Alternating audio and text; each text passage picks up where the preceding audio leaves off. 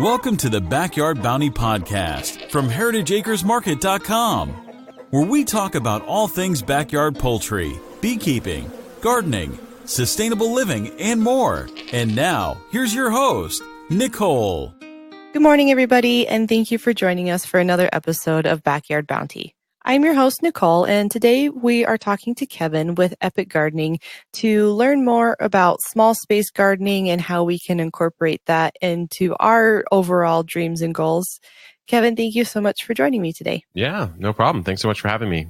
So I found you on Instagram. You have an amazing channel there, and you're always posting great videos and content and articles, and you really have content kind of everywhere. And I'm amazed at how much you cover, and from houseplants to gardening and everything else. But can you tell us a little bit more about Epic Gardening and your goal and just kind of what you have going on overall with that? Yeah, of course. So Epic Gardening, the mission is basically to teach 10 million or more people how to grow their own food. And then as time went on, it expanded to growing their own plants, because I realized some people, their path into growing plants in general is going to be more ornamental in nature. So house plants or just ornamental gardening. So yeah, the mission is to teach 10 million people how to grow plants. And my personal little pet project is, of course, growing your own food. So the food is kind of what appeals to you the most? Yeah, I mean, for me, that's where I started, and that's what really draws me. If there's a result at the end of growing the plant, that hooks me, right? I want to know how to get a nice ear of corn or how to get a perfect tomato rather than, I mean, it's still interesting, but to me, just like keeping an ornamental houseplant alive is less hooking for me than of course, enjoying the fruits of your harvest. Sure. I agree with you. And I noticed like you just recently picked up your oxalis, and that's dual purpose. Exactly. Yeah. Which most people don't know because, they treat it as a houseplant. I think what's interesting about people who only grow houseplants is it's like they have amnesia about the fact that no plant is actually an indoor plant. Like all of these plants evolved and are endemic to different regions of the world outdoors where they were first, evolved. So to me, it's always interesting that people don't know some of these things, and it's fun to bring that type of knowledge where you're eating a houseplant on the camera. Sure. It's kind of something that most people, I'm sure, aren't really used to. And like you said, it's not really your typical train of thought. No, definitely not. Right. And it's interesting just to, it's a striking thing, and to have such a beautiful plant that you can actually use as a garnish in salads, or you can dig up the corms and eat those, and just lots of different ways that you can use a plant besides just looking at it. Absolutely. So with small space gardening, can you kind of give us an idea of where you're located so that if some of this gardening information is kind of more directed towards your area, people will kind of know where we're coming from? Yeah, sure. So I'm in San Diego, California, which is zone 10B. So it's a pretty temperate climate over here. But a lot of the methods that I'm using would be applicable to anyone in a small space. So we're talking raised beds, standing raised beds, self-watering systems, 5-gallon buckets, grow bags, hydroponic methods, or growing edibles indoors. I kind of talk about a lot of those because the growing space I have is a front yard south-facing garden, which is actually really fortunate to have in an urban environment. I'm maybe a mile or so from downtown San Diego by just walking. So it's like 20 minutes to downtown San Diego. But it's really nice to have that space. That being said, it's definitely not a backyard bounty. It's not massive, so I have to figure out what I can do to cram as much as I can into as small a space as possible while still actually getting good growing results. Sure. And so what is the kind of the overall size of your garden area? Yeah, so the front yard is probably 20 by 40 feet at the most, and I don't have the exact measurements, but it's somewhere around there. And there are 11 raised beds in the front yard. So 11 raised beds, and each of those raised beds is maybe about 12 square feet of growing space. So it's maybe 120, 130 square feet of actual growing space in the front yard. And then in the side yard, I've got a couple stand-up raised beds. I've got a system called the VegePod, which is like a covered standing raised bed. And then I've got one called the Eco Garden, which is this massive 4x6 foot stand-up self-watering raised bed, which has been really nice because, if I'm traveling or if I'm just wanting to have a bit more of a low maintenance plug and play type of garden, then the self-watering stuff works really well. But that's pretty much what I'm working with. I've also got a garden shed where I'm almost always running some kind of hydroponic or indoor grow tent experience where I don't have to even have the right season to grow something, right? Because then I'm growing under grow lights and I can keep testing new varieties, or I can test new plant training techniques, whatever the case may be, by just manufacturing my entire environment. So I can grow in soil in there, or I can grow in hydroponics. And, I'm going to start peppers pretty soon, but it's not a big deal that it's going into winter, because in the grow tent, it's going to be summer. Sure.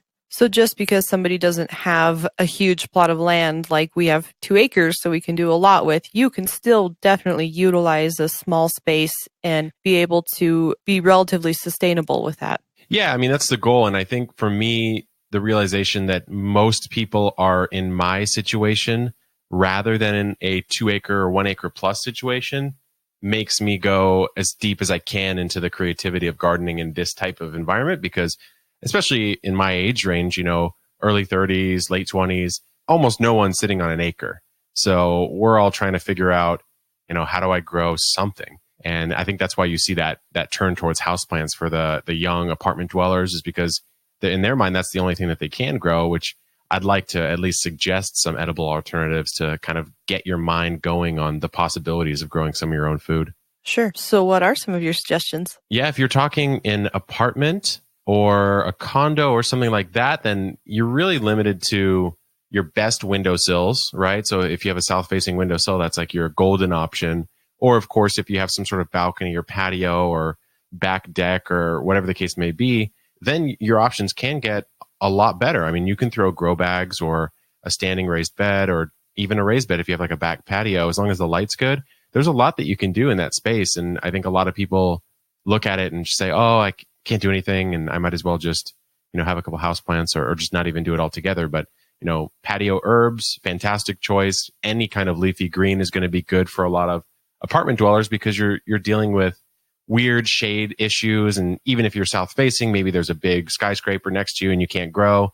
And, if you grow something that doesn't need that much light, doesn't need that much care, then you can still get a nice little salad. And sure, it's not a bountiful harvest of food that's going to feed your whole family, right? But it's as much as you can do in the space that you have, which I think is important. Yeah, I mean, it's a great place to start somewhere at least. Yeah, exactly. And then, you kind of start to have the fantasies of when you do have a suburban backyard, or when you do have maybe a more rural homestead style situation, or maybe you do get a community garden plot, and a lot of different ways to approach it. But as long as that seed is planted in your head of, oh, this is actually kind of fun. Like, I understand where my food's starting to come from. I'm getting the joy of harvesting even just a couple bits of basil to throw on my salad.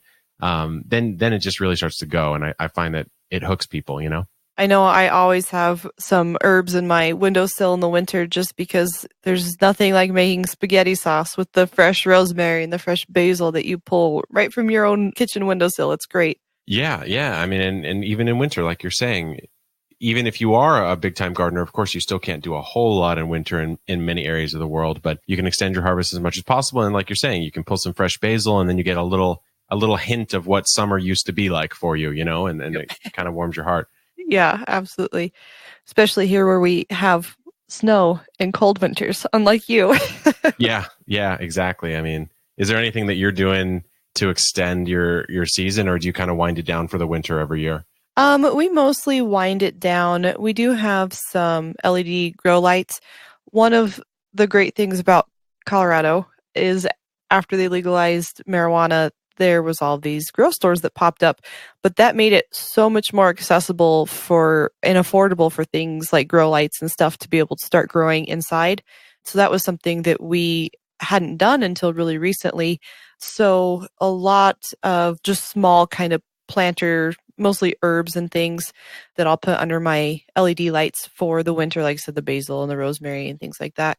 And then early February, late January-ish, I'll start all of my seeds inside. There you go. Yeah. I mean, I think even just growing under lights, or starting your seeds under lights, is a good way to kickstart the season. Mm-hmm. Then you get your stuff in the ground as soon as the ground's workable, and then you're good to go. And you kind of jumpstart the whole season by sometimes, a month or more, depending on your region. Right. And then you can find the seeds that you want and then grow the variety that you want, instead of just going down to your local hardware store in the garden section and picking whatever tomato they have and just hoping for the best. Yeah, exactly. Then you don't, and I don't think there's really anything wrong with going to the nursery and grabbing starts, because I think for a lot of people, that's it's skipping a lot of the harder parts of starting seeds and gardening, right? But like you're saying, you are going to be limited to what they decided to stock. And so if you're like me and you want to grow some weird stuff, like I always try to grow some random heirloom tomato and some, Asian greens, and they're just not going to be at even niche nurseries or even massive nurseries. They're just not going to be there. So I have to start the seeds. And going under lights in winter gives you a little taste of what's to come at the very least. And then of course you could still grow, your herbs and your greens literally under lights in winter and just get a harvest. Mm-hmm. Yeah, I tried Loofah this year. That was my Nice. fun one. Did that work out for you? It did. I have 4 of them. My heirloom tomatoes didn't make it. So I had a bunch of tomatoes, but I did this thing on Instagram. It's called the Loofah Challenge, of trying to get as many people around the world to grow loofah and then have a competition for who grew like the longest or the biggest one. And I was just talking so much trash. I was like, I'm going to destroy everyone. I'm going to have the most epic loofah. And lo and behold, that's one of the few plants in my garden this year that just didn't take. I'm looking at it right now. It's kind of going over my arch, and it just didn't get big enough in its vegetative growth before the summer started to close out that it had the ability to like support a fruit, Oh, that's a bummer. And so, I'm just keeping it there, like hoping some magical spell will be cast upon it and I'll have one, but I know it's not going to happen. So, well, I like the optimism at least. Yeah. So if somebody wanted to get into small space gardening, you mentioned at the beginning there was a bunch of different options. What's the best way to kind of decide which one would be best for an individual situation? So the way I think about it, and it's kind of what I wrote about in my book, which is called Field Guide to Urban Gardening, is the first thing to solve is where you're living. So where you're living and your absolute constraints of your space is what's going to determine the best method that's available to you, right? So if you go up in scale, so let's say you're a very small apartment with not a lot of light at all, then your best bet is probably like growing under lights, maybe a hydroponic system, or maybe a balcony of some kind. But even some people are living in apartments that have a north-facing balcony. It's shaded out the whole day. It's like light is the number one recipe for plant growth. So if you don't have the light equation solved, then you need to supplement with light. So then you're looking at, okay, well, I guess I have to grow under lights. So that would be the most extreme case of I don't have enough space, right? And then as you move up, let's say you go into a townhouse or something with a little back patio, then you can get into container gardening. You maybe have a small raised bed, or vertical gardening starts to be a really good option there because you're constrained on space, but you can still grow like up in the corner of a fence or something like that. Then as you get in towards more your style, where you have like a suburban backyard or perhaps even larger than that, well, then pretty much the sky's the limit. So for me, it's about what methods are even possible in my space. And so then you select from those methods and say, okay, well, looks like container gardening on a patio is like my best bet.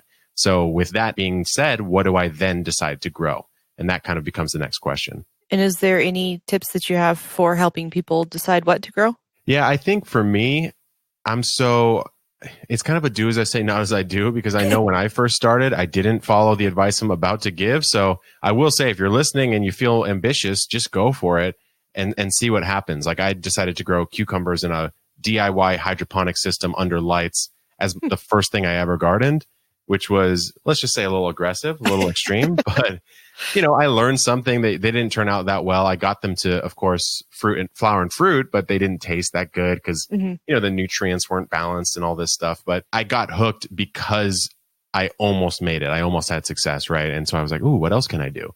Sure. So I would say if that's more your personality, pick something that you really love to eat or something that you've always wanted to grow and just give it a shot.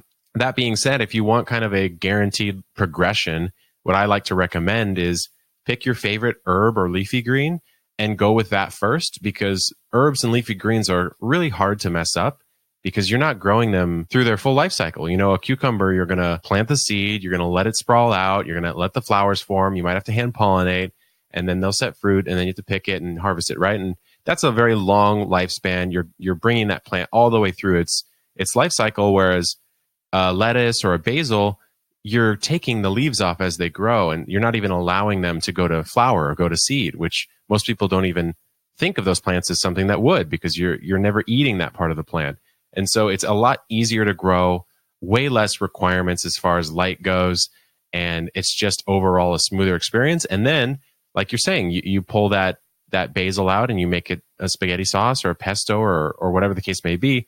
Then you taste what you grew, right? And so then you have that really beautiful experience of actually growing something that you eat. And from there, I find people really start to get hooked. And then their mind starts to say, okay, well, that wasn't so bad. Like maybe I don't have a black thumb after all. What else can I actually grow? And from there, then the ball really starts to roll. So in your garden, what methods have you decided that were your favorite? I know that you said you had a couple different, the VegePod and the Eco Garden and some standing and raised beds. Which ones do you prefer? Yeah, for me, because I've got this urban front yard and the soil was just not amazing, and I would prefer to work a little bit higher up because I'm 6'4". It's nice to not have to bend all the way down. I love just a classic taller raised bed. So I've got almost all the raised beds in my front yard are about 15 inches tall, if not a little bit taller. And if it was up to me and I could snap my fingers, I would go maybe 30 inches tall. And that's just the method that works for me. I mean, raised beds are great because you get to perfectly customize your soil. You don't have to start with your native soil and spend that time remediating the soil. So it's quicker to get to results. It can, of course, be a little more expensive because you have to build the raised beds and fill them with soil. But I think for a lot of people, at least in small spaces, that's kind of one of your best options is just grow in a raised bed. Not only that, I mean, there's certain urban environments where you really don't want to be growing in the native soil that's on the lot because maybe that lot used to be a gas station or there's heavy metals in it or whatever the case may be. I find it's really easy to just go straight up raised beds, put your soil in, plant in, and learn all the different techniques through that method, which is just so handy. And what do you do for irrigation? Do you hand water or have an automatic system set up? Yeah, I used to hand water, which I find, I mean, I have nothing against it. It's actually a really nice way to go out in the morning and spend some time in the garden. And I find if you're hand watering, you actually are observing a little bit more and you can spot things before they start to become real problems like powdery mildew or potential pest issues, aphids, whatever. That being said, if I'm traveling or if I'm out or if I just don't have the time, whatever, I will use drip. So my whole front yard is on a retrofitted sprinkler system that I've converted over to drip. And it's not automated in the sense of it clicks on and it clicks off, just because the way it's set up, I can't really do that in my front yard. Mm-hmm. But it is turn on, turn off. So I'll just set a little timer, turn it on in the morning, turn it off, and I'm good to go. And I find that works really well for me. And what all do you have growing in your space? Right now, so we just switched over to fall. I think the autumn equinox was like 3 days ago. So we have switched over in my front yard to mostly greens and root crops and all of the brassicas, like your cabbages and your heading brassicas, like your cauliflowers and your broccolis. So I switched over to those, doing a lot of Asian greens this year, a lot of interesting cabbages out of Kitazawa Seed Company, they specialize in Asian greens. So I'm half Asian, so I love cooking, Asian stir fries and things like that. So growing a lot of pak choys, bok choys, mini versions of cabbages that come to maturity quicker, like a 50 to 60 day cabbage, which is kind of nice. I'm growing Napa cabbage, growing daikon radishes. We're doing some rainbow carrots, different varieties of carrots. What else am I doing?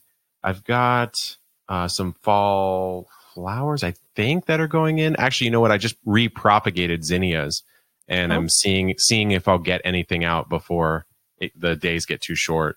So we'll see what happens there. I'm doing some classic cover cropping too. There's a bed that's kind of embedded into the ground in the front yard that was there with the property, and it's up against the wall and doesn't get as much sun. And so edibles are a little trickier there. If I could grow anything, it'd be a leafy green, but I'm already growing so many, I don't need more. So I decided to throw a fall cover crop in there to do a little soil remediation and maybe bring in some pollinators and kind of beautify the space a little bit. So there's a bit of everything going on. And what would you say is your all-time, this is going to be a difficult one, your all-time favorite plant to grow either inside or in your garden? That's hard. I mean, I don't think any gardener is able to choose just one, but maybe for me, top 5. if we say 2019, I'll say the potato has been my favorite.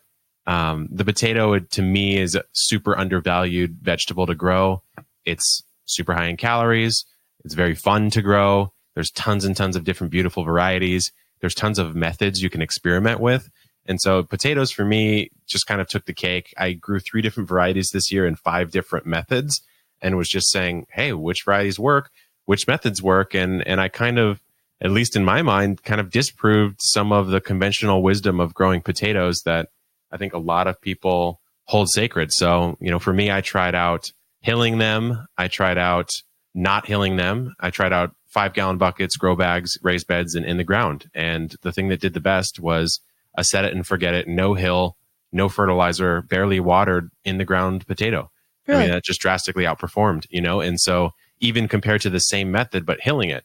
And so to me, I was like, why should I ever spend the time hilling a potato again if it's not going to give me any extra yield, Sure. So if potatoes were your favorite for growing outside, do you have a favorite that you grew hydroponically? Because that's something I'd like to kind of learn some more about myself. Yeah, sure. So hydroponically, a lot of the things that I like to grow are just experimenting with different types of peppers or tomatoes, or even just doing like really massive bushes of basil, just because something like a basil plant, really any leafy green or any vegetative plant, you're going to get insane growth in hydroponics, because it's kind of like that movie Wall-E from Pixar, where all the humans were like at this future stage of humanity where you're getting delivered everything right to your face and you become like very fat and very happy and very kind of lazy. Mm-hmm. That's kind of what's happening in hydroponics, because the plant roots are being bathed in water that's oxygenated and has all the food and nutrients they need.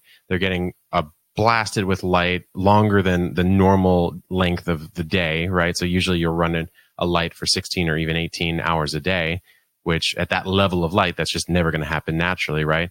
Mm-hmm. So you get these crazy, crazy bushes of basil or super fast lettuce growth, like maybe a 55-day lettuce becomes a 35 or a 40-day lettuce. Oh, wow. So it's really fun to grow things that way. And of course, you can experiment out of the season and test things out, perhaps even before you grow them in spring 2020, right? So I have a pepper coming in right now. It's a bell pepper, but it has variegation on it. So it's, like they'll turn green to red as they ripen. Mm-hmm. This one just never fully turns all the way, and it has this striped red and green with a kind of bumpy look to it. And I want to see if that's going to be a good producer before it's actually summer again next year. So what I'll do is I'll probably grow that in a hydroponic system and document that and see the growth characteristics. And then I'll say, hey, does this make sense to move into the actual soil garden next year or not? And so that's another way that you could use hydroponics. But for me, it's kind of the more scientific or sciencey, nerdy way to garden. And I've always had a bend towards that. So it's just a super fun thing for me to experiment with. I remember seeing you talking about your bell pepper on Instagram. What does your hydroponic setup look like? Yeah, there's a lot of ways you can do it. The one that I prefer over all others, simply for the raw simplicity of it, is called deep water culture, which kind of sounds fancy, but it's really not. It's basically just you have a giant tote, and a lot of people will use like a Rubbermaid or Sterilite tote, something you could buy at Home Depot, 35 gallons or so. And what you'll do is you'll put water in that, and that water has to be at the correct pH range. So usually around like a 6.2 to a 6.4 pH is adequate. And remember, like that's kind of mimicking soil. Your plant's roots can only absorb and take in nutrients if they're in an area where the pH is in the right range. And so that's what you're trying to solve there. Then you just add nutrients. What I like to do is I add an air stone, like something you'd have at the bottom of an aquarium to oxygenate the water at the bottom. And then from there, you put the top on, you drill a little hole or a circle in the top. You put kind of this thing called a net pot, which is basically just a cup with some holes in it. And then you can plant your seed in there and let it germinate, or you could transplant into it, either one. And you just start going. And so once the plant's roots reach that reservoir of oxygenated and nutrient-rich water, and you're giving them enough light from your grow light, it's really off to the races. I mean, you can experience absolutely insane growth, and you just get to see results a little bit quicker, and it's just a super fun process. So the net pot just has like dirt in it? Yeah, you can use a lot of different things. The most common thing people will use is they'll use a rock wool cube to germinate. It's a natural product, but it's made out of like spun rock that's been heated and kind of turned into a fiber. And you'll use that to start your seed, which is like this little 1 inch by 1 inch cube. You'll put that cube into the net pot, and the net pot is filled with usually expanded clay pellets, which are kind of like marble-sized clay balls. And that's just to kind of provide some structure for the roots until they make it into the nutrient reservoir. But you could use coconut coir, you could use soil, you could use peat moss. There's not a real benefit to using something like a soil because remember, all the nutrients, or at least most of them, are coming from that reservoir. So there's no real need to use soil at that point. It's not going to be providing your plants with anything different than just structure for the roots. And how do you then put nutrients in, like, since you're putting them into the water, how do you know how much to put in or what? Yeah. It's a good question. So I like to use Fox Farm nutrients, but you could use any hydroponic nutrient you wanted. And what I like to do is they'll have a feeding schedule on the back, and they'll give you recommendations for seedling level of growth, mild vegetative growth, fruiting, flowering, all the way through a plant's life cycle. Because of course the nutrients a plant needs change throughout its life cycle. And what you'll do is every week, probably, you're going to be monitoring that. And oftentimes every week you'll change out that reservoir and give it a fresh set of nutrients. And then from there, you're kind of recalibrating the system. And that's how you keep track and make sure that nothing gets out of whack. So is this something that if you wanted to try it on a smaller scale, could you use like a 5-gallon bucket, or do you need to go? Oh yeah, you totally could. You totally could. Yeah. I mean, it's a fantastic way to do it. You could do a 5-gallon bucket with an air stone at the bottom, and that's basically your deep water culture system. The only issue with 5-gallon buckets, if you're growing a plant for a long time, is the root ball that's growing inside that bucket is going to start to really get really big, and it'll start to drink up water like crazy. And so you might find that after 2 months of having this huge basil bush that you have to change the water so often, it's better to just maybe propagate a new basil and start over again and harvest all that out, save it, make pesto, do whatever you want with it, and then restart. Just because 5 gallons is kind of a small reservoir, but there's nothing saying you can't do it, and people do it all the time. Well, that sounds like something for my winter to-do list. Yeah, totally. So for those that want to get some more information on gardening and all of these different methods and the different plants, how can they go about finding your book or getting more information from you? Sure, yeah. So the book actually is the only thing that is not called Epic Gardening in the world of Epic Gardening. So that's called Field Guide to Urban Gardening, which you can buy on Amazon. And then there's copies of it in my store on epicgardening.com. It's just shop.epicgardening.com. But I've got everything else is just Epic Gardening. So if you're more of a reader, then the website is just www.epicgardening.com. I think we're maybe at 500 in-depth plant care articles there. If you're more of a watcher, then YouTube or Instagram is great. Just in-depth gardening tutorial type of content there. And then, of course, like yourself, a podcast. Mine's a bit shorter. It's just a daily podcast, and it's maybe 5 to 10 minutes or so. And of course, that's just called Epic Gardening, and you can listen to it wherever you can listen to any podcast. So Spotify and Apple, iTunes, etc. And then, of course, my favorite way to follow you is Instagram. Yeah. Instagram that's definitely the one I have the most fun with. Yeah. I really enjoy seeing all of your different videos. And like I said in the beginning, it amazes me how much you come out with. You really have a great catalog of resources. So anybody that's interested in gardening or even houseplants, I would definitely recommend checking out Epic Gardening. Thank you so much. Yeah, I try to put out as much as I can. Yeah. I'm impressed. I don't know how you do it. Well, Kevin, I really appreciate you taking the time to, kind of give us a little idea of small space gardening and hydroponics. I thought that was really interesting, and I appreciate your time today. Yeah, of course. No problem. And thanks so much for having me on. Of course. And for those of you at home, thank you so much for listening to Backyard Bounty, and we'll see you again next week. Thank you for listening to Backyard Bounty, a podcast by heritageacresmarket.com. Don't forget to subscribe and leave us a review. If you have a question you'd like us to answer on the show, please email us at ask@heritageacresmarket.com. Also find us on Instagram, Facebook, and YouTube at Heritage Acres Market. All the links mentioned in this podcast will be included in the description. See you again next week.